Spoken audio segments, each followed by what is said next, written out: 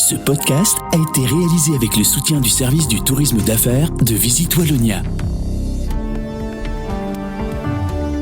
Vous écoutez Z sur 7, le podcast quotidien de Transcanal Z. Nous sommes le vendredi 28 février. Votre podcast aujourd'hui est écrit par Salomé Baya et animé par Jean-Pascal Ledoux. Bonjour à toutes et tous. Aujourd'hui, dans ce nouvel épisode, quel sera le sort d'Audi Brussels après sa fermeture ? Je vais faire tout pour qu'il y ait un assemblage militaire là. Attirés par des prix plus bas, les Belges franchissent de plus en plus la frontière pour faire leurs courses. En 2023, c'est quand même 2,5 milliards de chiffre d'affaires qu'on a perdu à cause de ces achats transfrontaliers. Restez bien à l'écoute, Z sur 7, c'est maintenant.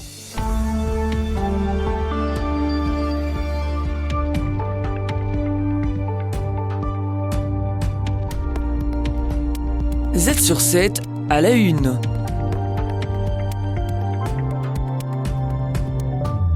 Que deviendra Audi Brussels après sa fermeture ? Theo Franken, le nouveau ministre de la Défense, veut en faire un site stratégique pour l'industrie de défense. On l'écoute. Je suis très sérieux sur ce dossier. Je vais faire tout pour qu'il y ait un assemblage militaire là. Avec un budget militaire en hausse, la Belgique vise 12 milliards d'ici 4 ans pour atteindre les 2% du PIB demandés par l'OTAN. Une opportunité pour l'industrie qui est actuellement à 8 milliards. Alain Doutremont, Chief Strategy Officer pour Orizio. C'est un site qui est stratégique par sa localisation, la proximité des axes. C'est un site industriel déjà aujourd'hui, donc il y a une tradition industrielle derrière ce site.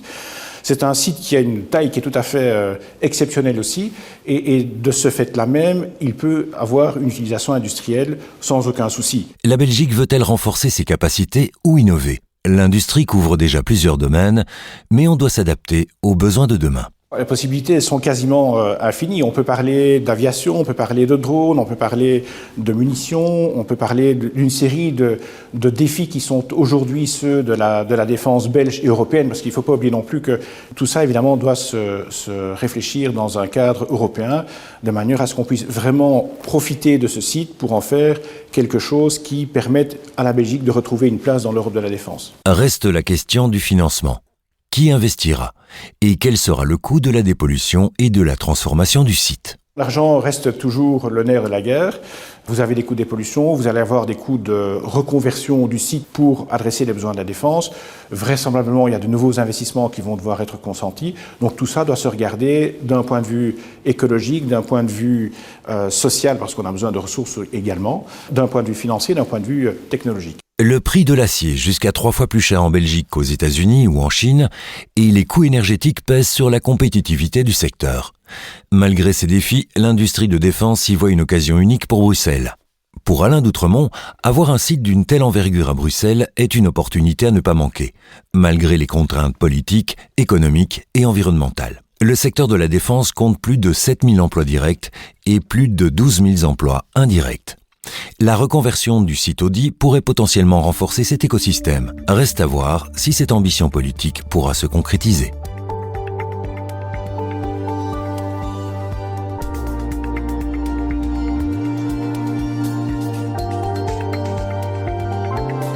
Z sur 7 à la une. De plus en plus de Belges franchissent la frontière pour faire leurs courses, attirés par des prix plus bas dans le nord de la France, au sud des Pays-Bas ou au Luxembourg. Une tendance qui pèse lourd sur le commerce belge. Laura Nives, directrice des affaires publiques Comeos. Les achats transfrontaliers sont vraiment un énorme défi pour le commerce belge. En 2023, c'est quand même 2,5 milliards de chiffre d'affaires qu'on a perdu à cause de ces achats transfrontaliers. Et donc on constate que c'est une problématique qui vit depuis de nombreuses années. Une des raisons, c'est parce que les Belges, 50% des Belges vivent à moins de 50 km de la frontière. Et évidemment, ils vont rechercher les prix les plus bas de l'autre côté de la frontière. Le nouveau gouvernement fédéral veut freiner le commerce transfrontalier. Il prévoit de supprimer les accises sur le thé, le café et les boissons sans sucre et de réduire la taxe d'emballage pour l'eau et les contenants réutilisables. On se rend compte que les achats transfrontaliers, effectivement, portent spécifiquement sur les emballages et notamment les emballages de boissons. Donc, une réduction et une suppression partielle de cette taxe d'emballage est un début de réponse. pour répondre à cette problématique, mais il faudra effectivement encore discuter du champ d'application complet. Si Comeos reconnaît l'effort du gouvernement, la Fédération de la grande distribution estime que ces mesures restent insuffisantes pour faire baisser les prix à la caisse. Actuellement, la taxe emballage, elle est de 350 millions d'euros par an. Dans les tableaux budgétaires du gouvernement, on parle d'une réduction de 100 millions. Mais à côté de ça, au niveau régional, il y a une taxe déchets sauvages qui va tomber sur le secteur et qui serait aussi autour des 100 millions d'euros. Donc on voit que on va nous supprimer ou nous diminuer la taxe d'un côté, mais on risque d'en avoir une autre d'un autre côté. Et donc l'impact sur le prix serait évidemment assez réduit. Comeos espère de nouvelles avancées avec le gouvernement pour limiter définitivement le commerce transfrontalier avec la possibilité d'étudier de nouvelles réductions d'accise.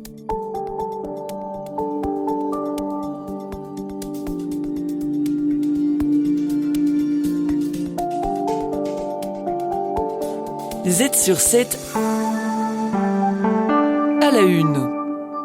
LCL, située à Gembloux, est spécialisée dans le stockage de données et de connectivité. L'entreprise belge possède plusieurs data centers, y compris celui racheté à Engie, et propose des services cloud à ses clients.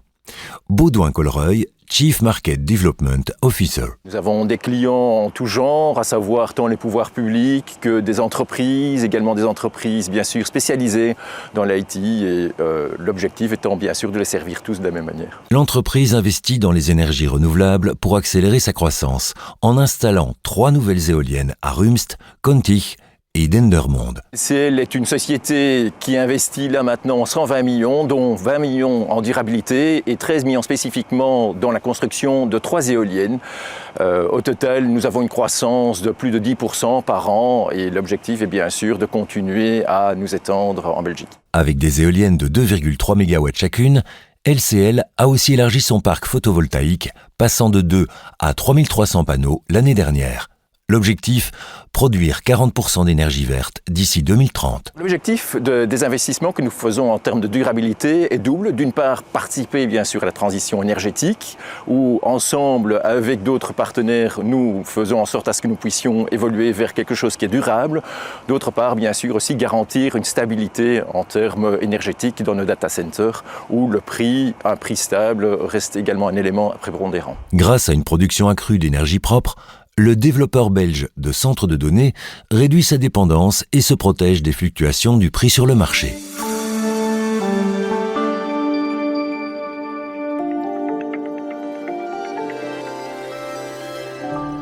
Qui se cache derrière le Bitcoin ? Depuis la création de la crypto en 2008, Satoshi Nakamoto est une énigme. Jean-Jacques Quisquater, un Belge, pourrait détenir la clé. Camille Delannoy reçoit Sébastien Buron, journaliste chez Trends Tendance. Celui-ci nous raconte sa rencontre avec ce prétendant au trône. Mais est-ce que finalement il a réussi à rencontrer ce fameux créateur du Bitcoin ? Eh bien, je ne sais pas. En fait, je ne peux pas vous répondre affirmativement, mais j'ai eu l'occasion de discuter avec lui à propos donc, du Bitcoin, et il m'a fourni des réponses assez troublantes par rapport à la création de la crypto-monnaie. Vous pouvez nous expliquer quels sont ces éléments troublants exactement ? Qu'est-ce qui vous fait penser qu'il pourrait y avoir un rôle à jouer là-dedans ? Alors, il y a plusieurs éléments qui font que Jean-Jacques Quisquater est généralement perçu comme quelqu'un qui a participé à la création du Bitcoin. D'abord, parce que son nom figure dans le document fondateur du Bitcoin. En fait, donc Satoshi Nakamoto s'est inspiré de ses travaux et mentionne un article de Jean-Jacques Quisquater comme référence pour avoir créé le Bitcoin.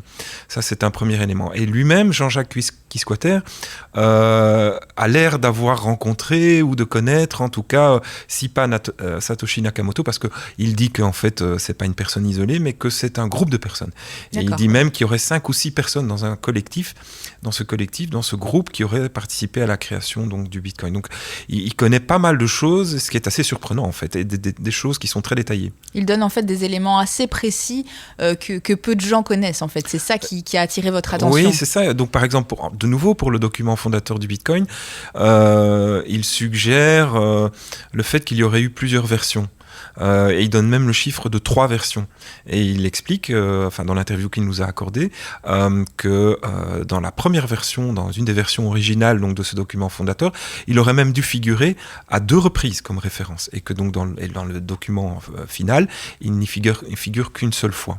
Et alors finalement, pourquoi il y a autant de mystères autour du nom du fondateur de la crypto-monnaie ? Alors, comme je vous le dis, sans doute parce que derrière Satoshi Nakamoto ne se cache pas une seule personne, mais probablement plusieurs personnes, donc un groupe. Ça, c'est une chose. Et puis, le fait de ne pas pouvoir désigner, une personne ou quelqu'un comme étant le seul et unique inventeur du Bitcoin, ça cadre avec la philosophie de la crypto-monnaie. Parce que le Bitcoin, en fait, n'appartient à personne. Il n'appartient à aucun être humain, à aucun gouvernement, et donc ça rentre dans la philosophie de ne pas pouvoir coller un nom derrière le créateur du Bitcoin. Et alors, dans cette interview que Jean-Jacques Cuisquater vous a accordée, il explique qu'il y a une inquiétude autour du Bitcoin, c'est d'assister à la fin de celui-ci. Est-ce que vous pouvez nous expliquer un petit peu pourquoi il craint ça ? Oui, alors déjà, c'était assez marrant parce que quand on lui pose cette question de savoir ce qu'il pense par rapport à l'évolution du Bitcoin et de son cours, il répond de dire que Satoshi ne serait pas content avec ce qui se passe aujourd'hui autour du Bitcoin. Donc par rapport à la valeur, par rapport à la spéculation qui l'entoure, mais aussi par rapport au fait que certains pays, et il les nomme, comme les États-Unis et la Chine, accumulent des Bitcoins, et selon lui, ils en accumulent trop. Et que donc, il y voit un risque de tuer le Bitcoin, d'une menace. Il voit une menace pour le Bitcoin parce que les États-Unis et la Chine veulent absolument défendre leur propre monnaie physique. Et donc, on le sait, le Bitcoin est un adversaire et un ennemi des monnaies traditionnelles. Et donc, Jean-Jacques Cuisquater s'inquiète de voir ces 2 pays, donc la Chine et les États-Unis, accumuler tant de Bitcoin. Et pour aller plus loin, l'enquête complète de Sébastien Buron est à retrouver dans le Trends Tendance de cette semaine. Les meilleurs experts boursiers vous proposent des analyses des marchés internationaux, des conseils avisés et les dernières tendances économiques. Z sur 7, expert boursier. Pour clore cet épisode, Delphine Wick de BNP Paribas Fortis revient sur les résultats de Nvidia et la croissance américaine qui semble décélérer. On savait que les résultats de Nvidia pourraient ou non modifier la mauvaise humeur des marchés. Alors, en absolu, les résultats d'NVIDIA étaient assez impressionnants, puisqu'on a eu des ventes pour le dernier trimestre de 2024 qui ont augmenté de 80% pour une marge nette de 70%. Donc, en d'autres mots, NVIDIA dégage un bénéfice net de 70 centimes pour 1 euro de chiffre d'affaires réalisé. Donc, c'est vraiment énorme. Les projections sont aussi très positives. On a d'ailleurs le CEO qui a vraiment parlé de sa nouvelle puce, Blackwell, et il a qualifié la demande d'extraordinaire, et il a aussi rassuré sur la production et sur sa mise sur le marché à grande échelle. Ce sont de bons résultats en soi, pourtant les marchés n'ont pas été si enthousiastes que ça. Alors c'est vrai qu'en relatif, les investisseurs étaient un peu déçus, donc certes les chiffres étaient bons, mais on ne peut pas leur appliquer les superlatifs habituels. Alors oui, c'est vrai que la croissance ralentit, même si elle reste très élevée. On a des marges aussi qui se contractent quelque peu, et en même temps, en bourse, on avait quand même des prix et des valorisations, donc des price earnings ou des cours rapportés aux bénéfices attendus à 12 mois qui ont déjà bien corrigé, puisque maintenant on est passé de 50 à 29 fois. Mais la réalité, c'est depuis le choc DeepSeek du 27 janvier, les investisseurs ils sont poussés à se tourner vers d'autres valeurs, simplement pour jouer ces thématiques de l'IA, notamment les techs chinoises, et aussi on a des investisseurs qui sont un peu plus prudents sur la croissance américaine, puisqu'on a eu des déceptions avec les ventes de détail qui étaient en dessous des attentes. On a aussi des indicateurs de sentiment qui indiquent une baisse de la confiance des ménages. Les marchés américains connaissent une période difficile, et avec la croissance économique en ralentissement, certains se demandent si l'inquiétude est justifiée. Alors, bonne question, mais non, c'est vrai que les derniers chiffres publiés montrent qu'il y a un certain ralentissement de l'activité, mais il ne faut pas oublier qu'on part d'une base assez élevée, puisque l'année passée, la croissance avait été de 2,8%, alors que beaucoup d'économistes tablaient sur une récession en début d'année. Donc oui, cette année, c'est vrai qu'on ne s'attend pas à ce que les États-Unis soient exceptionnels, et on s'attend plutôt à une croissance qui soit proche, en fait, de son potentiel, on va dire à long terme, 2,3%. Mais ce qu'il est important de dire, c'est qu'en fait, ce fléchissement du momentum économique s'accompagne aussi d'une baisse des taux d'intérêt à long terme, puisqu'on a des taux à 10 ans réels qui sont à moins de 2%. On cherche encore ce qui pourrait être les moteurs économiques pour les États-Unis en 2025. Alors, comme 2024, c'est vrai que le consommateur va vraiment être le gros moteur de la croissance. Alors aujourd'hui, c'est vrai que sa confiance est un peu fragilisée par DOGE. Vous savez, ce département de l'efficacité gouvernementale qui est dirigé par Elon Musk, qui a commencé à supprimer des postes dans l'administration. Et c'est vrai que ça suscite un peu des inquiétudes sur l'évolution de la dynamique de création d'emplois.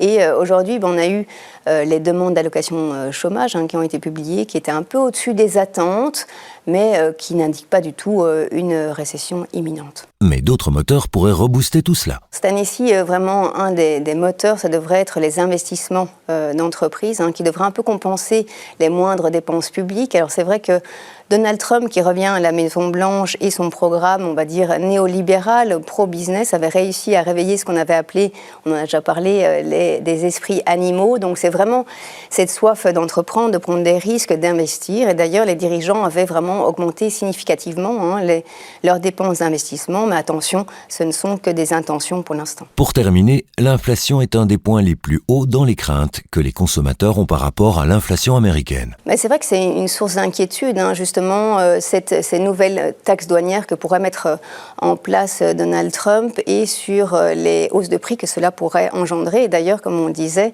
Donald Trump a un peu gâché la fête d'NVIDIA, quelque part un peu volé la vedette hier en annonçant des tarifs de 25% à l'encontre de l'Europe. Alors ça reste encore très flou sur les produits, sur la date d'implémentation.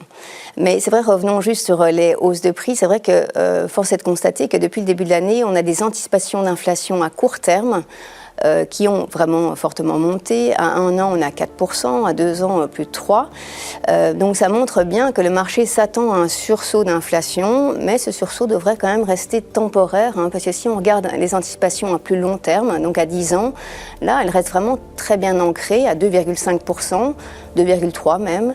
Et c'est très important, parce que c'est vraiment ces anticipations d'inflation à long terme que regarde la Réserve fédérale pour piloter sa politique monétaire. C'est tout pour aujourd'hui. Merci à tous et à toutes de nous avoir écoutés. On se retrouve demain avec plus d'analyses sur l'actualité dans un nouvel épisode de Z sur 7.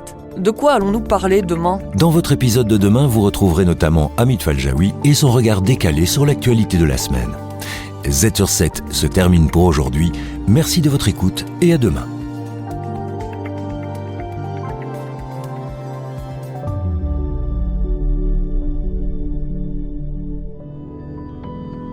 La Wallonie est la destination idéale pour vos événements professionnels. Infrastructures de qualité, cadres inspirants et services personnalisés, séminaires, conférences ou congrès, mais également des idées pour vos team building. Profitez d'un environnement accessible, moderne et naturel. Rendez-vous sur visitewallonia.be.